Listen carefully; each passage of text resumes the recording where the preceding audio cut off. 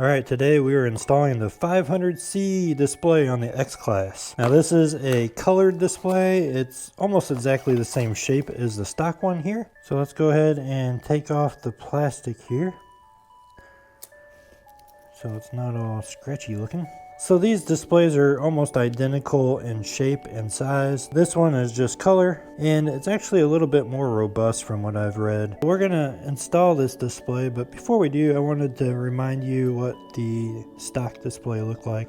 Let's power that on. As you can see here, it is just black and white, monochrome, and it's really easy to see in day and night, which is a plus. Hopefully it's the same way with the color display. I would like to really be able to see my display in bright daylight, but we're gonna swap this out. So first thing you'll want to do is take off your battery and then push and hold the power button, and that will get all of the, if there's any electric in the system, it'll clear it out, and then we can install this. So then we're gonna go ahead and unplug this wire and plug this one in.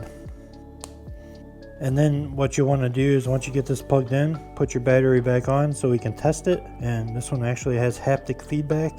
So when you power this on, you need to push it in for about 3 seconds and then it'll power on. You'll feel the haptic feedback, the vibration in the screen when you power it on. So it does like a double vibrate there. Shows the Ariel Rider logo upon boot, and then here is the Ariel Rider logo here. Has a watt meter and a voltage gauge, which is cool. You don't get a watt or voltage meter on the stock display. It's nice to see that you have both of those visible at the same time on the default screen, as well as you have an odometer and a trip, your miles per hour, and then what PAS level you're in. Every time you push this button, it's going to vibrate to let you know that you access the menu. So if you don't feel a vibration, push it again. So it has a trip meter, has a time meter, which basically how long the bike is powered on. Has an odometer. Currently mine's set to 0. There's really no way that you can add on the miles that you had on the old display to this, but you can always keep your old display and it will most likely retain that information, or you can just jot it down so you know. It shows your average speed and your max speed. So we're just going to swap these out real quick. All you need is a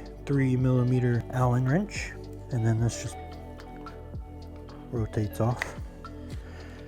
So there's that. Put that screw back in so you don't lose it, and we're going to take the new display and just do the exact opposite. So it's pretty much plug and play. That's all you got to do, and then you're ready to go.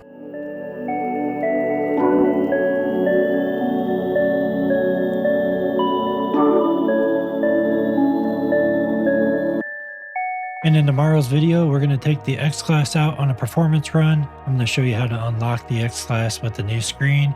And if you're interested in that, make sure you hit the subscribe button, and I'll see you guys tomorrow. Thanks for watching.